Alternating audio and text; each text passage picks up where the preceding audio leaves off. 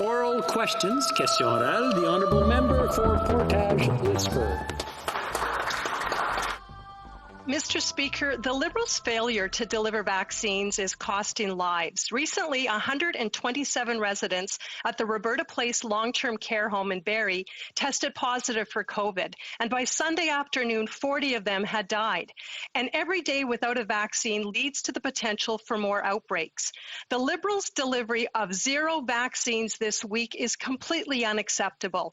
What is the Prime Minister's answer to the people, especially healthcare workers, and our beloved seniors who won't get a vaccine this week because of his failure to secure them? The Honourable Minister. Mr. Speaker, there is an intense competition for vaccines in the world today. In anticipation of this global race, Canada took precautions. We secured the world's most extensive vaccine portfolio from 7 companies with 10 doses for every Canadian. That's why Canada has already vaccinated more people per capita than our G7 peers, Germany, Japan, and France, and more than our Five Eyes partners, Australia and New Zealand. There is no more urgent issue for this government than getting Canadians vaccinated, and together we'll get it done. The Honourable Member for Portage-Lisford. Well, we've also just learned that over 335,000 surgeries have been canceled across the country over the last 4 months because of COVID. Life-saving surgeries for things like cancer and heart disease, or procedures to get people out of immense pain and suffering. The overall health cost to Canadians because of these cancellations could be catastrophic. A vaccine is needed now, not maybe, kinda, sorta, in 9 months. Again, why are Canadians getting 0 vaccines this week? Deputy Prime Minister. Mr. Speaker, there is no more urgent issue for our government and for Canadians than getting vaccines. That's why over the past few days, the Prime Minister has spoken with the CEOs of Pfizer, AstraZeneca, and Moderna. And let me remind Canadians, 1.1 million vaccines are already here.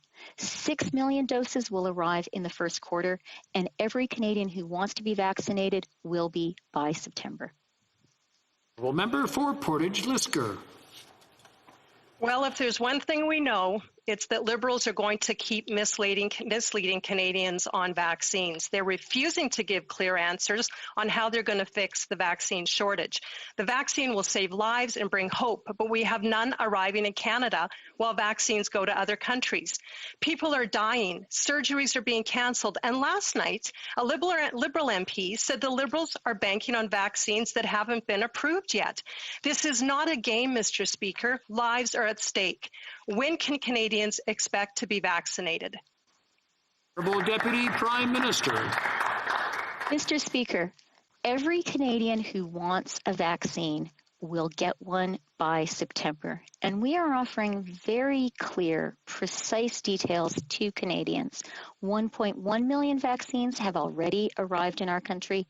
6 million doses will arrive by the end of the first quarter. There is a global race on to get vaccines, and Canada is urgently engaged in getting them for Canadians. For Prime Minister's and we have always assured that we will work and comply with their office. This Prime Minister I have a little bit dated numbers, but I think it's important because we are in the midst of a pandemic that Canadians be reminded. June 28th, these are the numbers. 8.16 million individuals helped by the Canada Emergency Response Business. Halton Hills. Mr. Speaker, another question on China.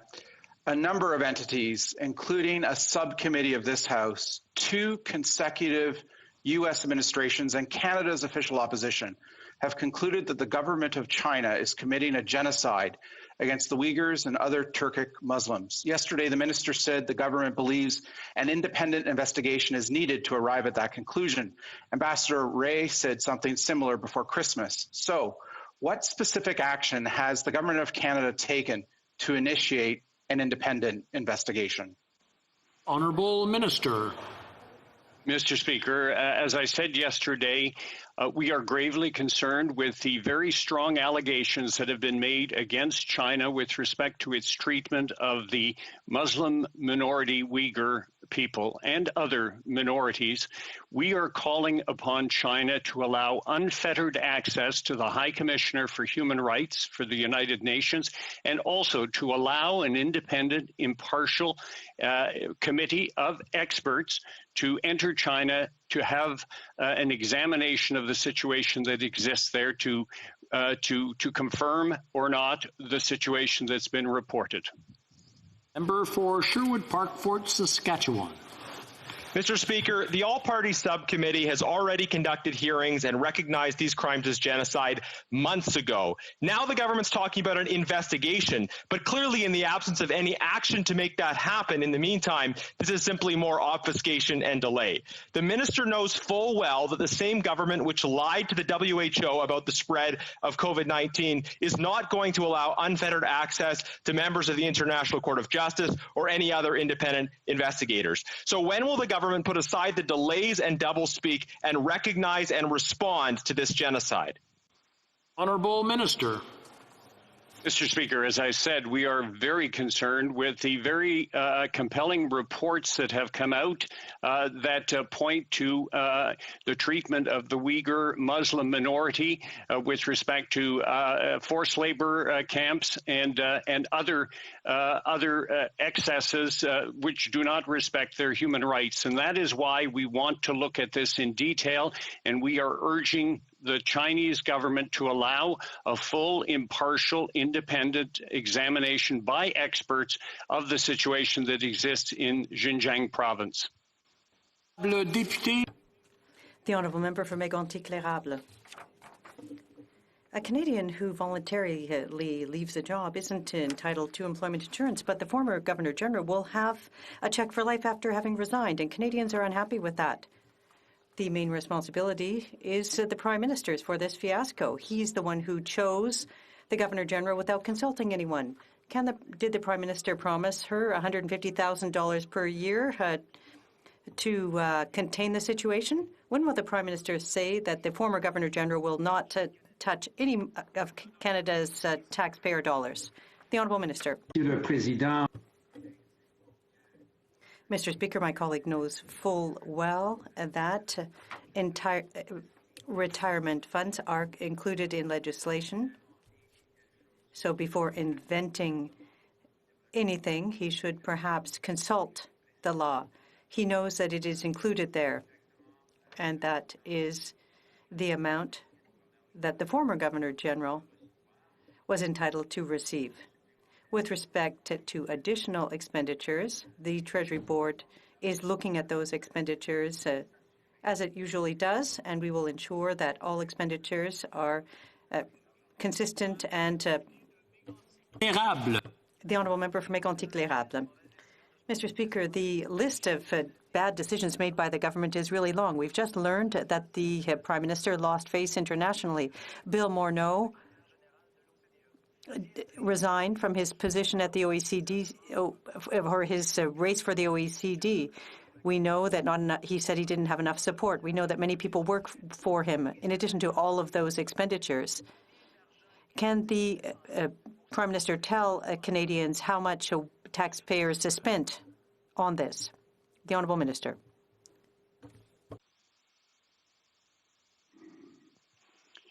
Monsieur le Président, nous avons été... Mr. Speaker, we were disappointed to see that Bill Morneau didn't get enough support to become the next Secretary General for the OECD. We felt that Bill Morneau was the ideal candidate for the job in these difficult times. We want to thank Mr. Morneau for his dedication and his campaign, but also for everything that he did to improve the quality of life for Canadians. Although this isn't the outcome we'd hoped for, we will be working with the next Secretary General for the OECD, who will be chosen by its members. Deputy.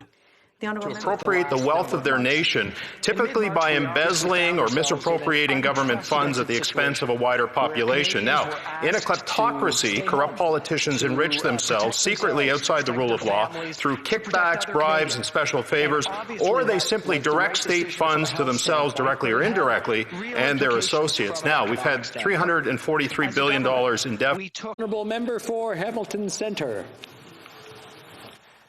Mr. Speaker, last summer this government said we'd be receiving vaccines last fall. In the fall, they told us to expect vaccines in the winter, and now in the winter they're telling us to wait until next spring. This government received no new shipments in COVID this week, and now we're hearing that the EU is looking to stop vaccines from leaving Europe, something that will devastate our ability to get through this pandemic. So forgive us if we're unwilling to take their word for it. I'll have to ask again. With the possibility of even more canceled deliveries, what's the plan B to getting vaccines into Canadians? Because it's clear that the Liberals' plan A has failed. Honourable Minister. Well, Mr. Speaker, Plan A through Z has been to have the most diversified vaccine portfolio in the world. That's what we've done. We've announced deliveries of 6 million vaccines in the first quarter, and that will be ramping up right through the end of Q3, by which time we have told all Canadians who wish to receive one that they will have access to a vaccine. That is the story that we have told Canadians. Unfortunately, different versions of that story come from the other side of the House. But our story on this side of the House is very, very consistent, Mr. Speaker. Every Canadian who wishes to receive a vaccine will have one by the end of September. The Honourable Member for Vancouver Granville.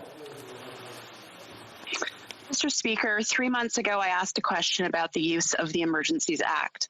Today, COVID cases continue to rise with new strains emerging. Provincial responses are inconsistent, the rules are confusing, and not all federal funds available are being used. Border control and travel restrictions are an issue. Vaccine deployment must be coordinated and swift.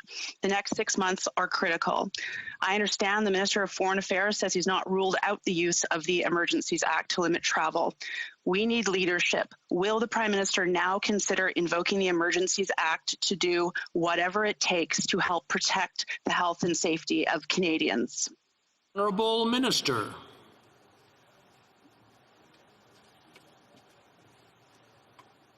Mr. Speaker, I thank my honourable colleague for her question. As she very well knows, there are a number of different requirements that go along with the Emergencies Act. We are obviously looking at all options, as the Minister of Foreign Affairs has said publicly, in response to this crisis. Mr. Speaker, from the beginning of this crisis, we have focused on listening to our health experts, working hand in hand with them and hand in hand with the provinces, as well as municipalities, as well as Indigenous leadership, in order to make sure that we fully attack every element of this crisis. The Emergencies Act is one option, Mr. Speaker, which has possibilities, but we are looking at all possibilities, Mr. Speaker, in order to... My question is simple. When are we going to vaccinate our seniors? The Honourable Deputy Prime Minister. Mr. Speaker, there is intense global competition on vaccines, as we have always known would happen. And that is why Canada has purchased the most varied vaccine portfolio in the world. With 10 doses per Canadian and 7 different vaccine companies. Canada has already vaccinated more people per capita than our peers in the G20 and the Five Eyes. Vaccines are a priority for our government. Burnaby South. Thank you, Mr. Speaker. Over 200 doctors are calling for urgent action in Ontario to address the crisis in long-term care exposed by COVID-19. They're calling for massive reforms, but in particular, they're also calling for removing profit from long-term care. Now, Revera is one of the largest for-profit providers of long-term care. It is owned by a federal agency. So will the Prime Minister take the first step in removing profit from long-term care by removing profit from Revera, by making it public, and saving lives? Liberal Deputy Prime Minister. Mr. Speaker, let me start by saying that I share the member opposite's concern, his anguish over people in long-term care facilities, and I think this is a concern shared by all Canadians.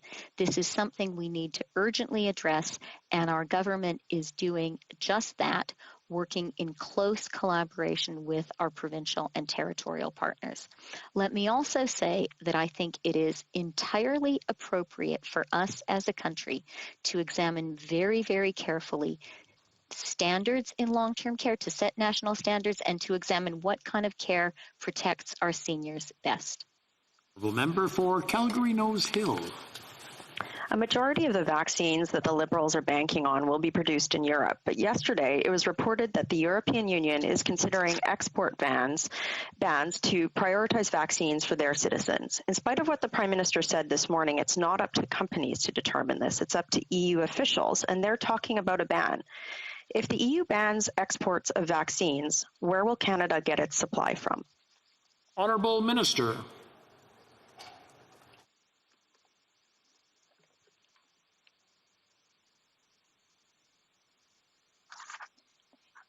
Mr. Speaker, our government and I have been in contact with the European Union on this very important issue.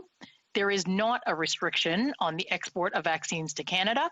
We are going to continue to work with the EU, just as we have throughout this pandemic, to make sure that our critical health and medical supply chains remain open and resilient. We share this urgency with Canadians to ensure life-saving vaccines get to Canada, and we're fully engaged to secure the continued deliveries of vaccines to Canada. Honourable member for Calgary Nose Hill. Well, there might not be a ban at this moment. What's being reported is that the EU is considering a ban in the future, and that's a big deal because Pfizer, Moderna, AstraZeneca, they produce the vaccines that are on order for Canada in Europe. So enough with there might not be one now. If the Europeans ban exports of vaccines, what's plan B for Canada? Honourable Minister. I want to thank the honourable member for that important question. And we absolutely share the urgency with Canadians about getting vaccines to Canada, which is why our government and I have been speaking to my EU counterpart. We're going to keep working with the EU just as we have throughout this pandemic to ensure that our supply chains remain open and that something so important like vaccines and the continued delivery of them makes its way to Canada. Thank you, Mr. Speaker. L'honorable député de Charlebourg-Haute-Saint-Charles. The honourable member for Charlebourg-Haute-Saint-Charles. Mr. Speaker, this morning we learned in the media that the EU is threatening to block coronavirus vaccine exports to countries outside its borders, such as Canada. This is after AstraZeneca announced a significant reduction in the doses promised to member states. Can the Prime Minister confirm that he picked up his phone this morning to call the President of the European Commission, Ursula von der Leyen, to ensure that the planned deliveries to Canada will not be delayed? The Honourable Minister. Mr. Speaker, as I said earlier, our government and I have been in contact with the EU. We are continuing to work with the EU. There is no export restriction on vaccines to Canada. This is an important issue. We will continue to work with the European Union just as we have throughout the pandemic to ensure that critical supply chains like vaccines continue to make its way to Canada. L'honorable député. The honourable member for Charlebourg-Haute-Saint-Charles. Mr. Speaker, from the very beginning, we've known that we couldn't fully trust what this government is telling us. My question here is for the Prime Minister. Did he himself pick up the phone to call the President of the European Commission to get answers, yes or no? Minister.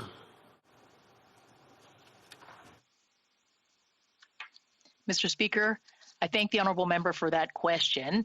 Our government has been in contact with the EU, and we are working with the EU just as we have throughout this pandemic.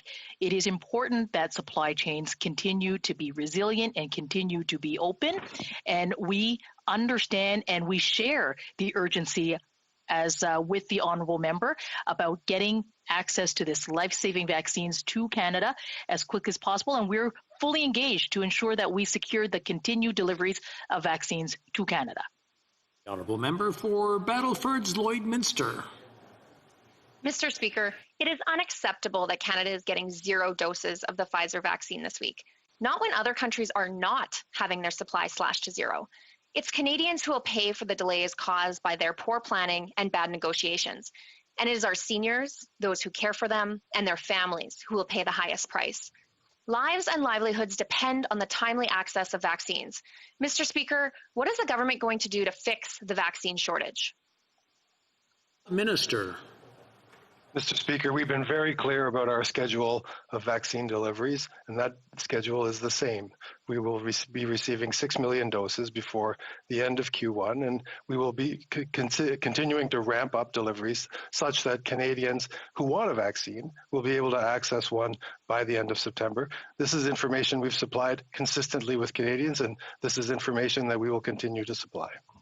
The Honourable Member for Battleford's Lloydminster. Well, Mr. Speaker, we're getting 0 vaccines this week, and their plan is so clear that their own members can't make sense of it.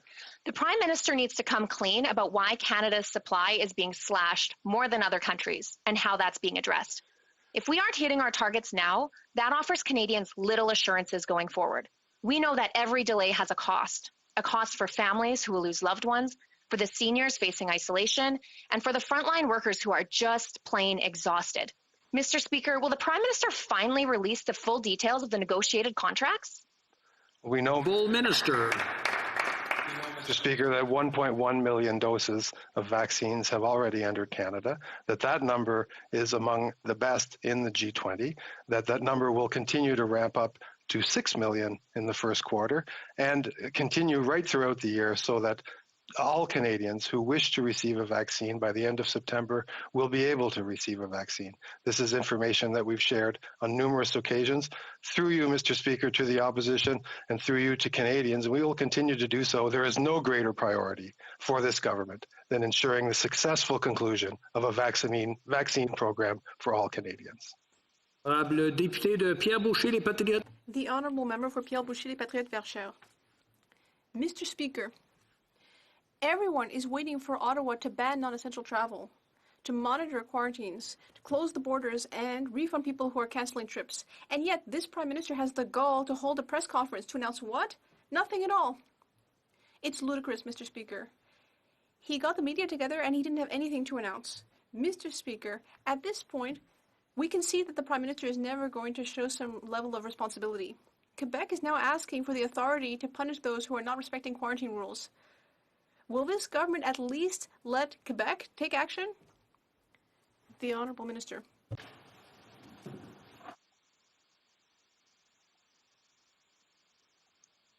Mr. Speaker, since March 2020, we have asked Canadians to reconsider their to cancel their discretionary travel. We also have banned foreign travelers to Canada, and now we're requiring travelers coming into Canada to be tested and to have a negative COVID test before arriving. As the Prime Minister has said, we are also exploring further options to make sure that we are containing the spread of virus and doing everything we can to protect the health of Canadians. The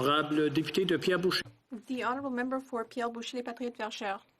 Mr. Speaker, the federal government doesn't seem to be able to ban non-essential travel. It doesn't seem to be able to oblige air transport carriers to refund people who have canceled their trips. And it doesn't seem to be able to monitor quarantine. In fact, it's so unable to do anything that the government of Quebec has offered to help by punishing people who are not respecting quarantine rules. And yet the government doesn't seem to be able to accept Quebec's help. Can this government at least get out of the way and let Quebec help? Honorable Ministre. Well, thank you, Mr. Speaker. And as the member opposite knows, every step of the way, our response at the border, and indeed in fighting this pandemic, has been led by science and evidence. Immediately in the spring, we took measures to screen at the border and further strengthen with the need for mandatory isolation and quarantine when people arrive from international travel. And Mr. Speaker, we've strengthened the quarantine, we've monitored people in quarantine, and we encourage all law enforcement officers to use their tools to help enforce quarantine. It is an important part of reducing importation. And Mr. Speaker, finally, I'll just say, we remind Canadians now is not the time to travel. Honourable Member for Kelowna Lake Country. Mr. Speaker, first the U.S. administration canceled Keystone XL. Now they have announced Buy America policies on their government procurement. This will be devastating to our exports of Canadian aluminum, steel, and many manufacturing and wholesale sectors who rely on integrated supply chains with the United States. What is the Prime Minister doing to ensure Canada is exempted from these policies, or will he again just express his disappointment like he did with Keystone? Honourable Minister. Mr. Speaker, to Canadian businesses and workers, I want you to know that we are actively engaging with our American partners at all levels and will always stand up for the best interest of Canadians. The Prime Minister spoke to President Biden and they affirm that they will and we will be working together, consulting closely. Canada and the U.S. share a unique relationship. We're going to continue working with our Canadian businesses, our exporters. We're going to take a Team Canada approach. We've been doing this for the last 5 years, and we're going to keep doing that to ensure that we are working with our neighbor to create good jobs in North America. Member for Kelowna Lake Country. Mr. Speaker, well, when the U.S. put in Buy America policies in 2009, the Conservative government secured an exemption agreement so that Canadian businesses and workers were protected. We need similar leadership now. Canadian manufacturers and exporters have said that these Buy America policies may force them to move across the border, taking tens of thousands of jobs with them. Is this government pursuing an exemption agreement with the United States to protect Canadian workers? Honourable Minister. Mr. Speaker, the Prime Minister and the President agreed that we will consult closely and work closely. We understand that both countries benefit from the integrated, secure, and resilient supply chains between our two countries. Canada is the #1 customer for more than 32 states. We look forward to working with the American administration for the interests of Canadian workers and Canadian businesses here in Canada, indeed on both sides of the border. Thank you, Mr. Speaker. The Honourable Member for Calgary Centre. Thank you, Mr. Speaker. The Prime Minister talks a big game, but he's collecting failures at every term. He's failing on Indigenous reconciliation, failing on the environment, and failing on job creation when he fails to support Keystone XL with the new U.S. administration. Everyone knows pipelines are safer and cleaner than rail to transport oil and gas. Designed as net zero emissions, Keystone XL ticked all the boxes. Yet this Prime Minister couldn't find it in his schedule to make it a priority. Why did he not fight for the Canadian workers who depend on these jobs? Honourable Minister. Mr. Speaker, we are not happy about this decision. We made a strong argument for this project at every level and in every way we could, from Ambassador Hillman to the Prime Minister. I spoke weekly with Minister Savage and the former member for Edmonton-Leduc, the Alberta Special Representative in Washington, James Rashad. We worked together all through the fall. The governments of Canada and Alberta stood shoulder to shoulder to make the case together. We made the case for Canada, and the President has made a decision to honour his campaign commitment. Thank you. The Honourable Member for Calgary Centre. Well, Mr. Speaker, we know when this Prime Minister wants a file to go his way by the effort he puts into it, such as SNC-Lavalin, where he bent every rule to save jobs at one company. Surely Keystone XL workers deserve more than a quick chat. Mr. Speaker, Canada is facing another energy crisis. This one could hit Ontario and Quebec hard. Michigan wants to kill Enbridge Line 5. This pipeline supplies Ontario and Quebec's industries on which thousands of workers and their families depend. Will this government stop sitting on its hands, or are we going to add another trophy to the Prime Minister's failure collection? Honourable Minister. Mr. Speaker, President Biden's decision to rescind the permit for KXL has no impact on Enbridge's Line 5 or Line 3 replacement projects. These pipelines continue to operate.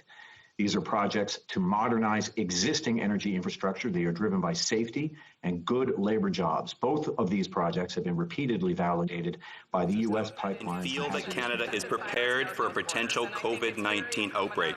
As provinces and hospitals warn that they are not prepared, action by this government needs to be taken. We know COVID-19 doesn't respect borders, and the list of high-risk countries continues to grow. is the government prepared to consider expanding vigorous screening measures, mandatory quarantine, and stopping incoming flights from these new areas?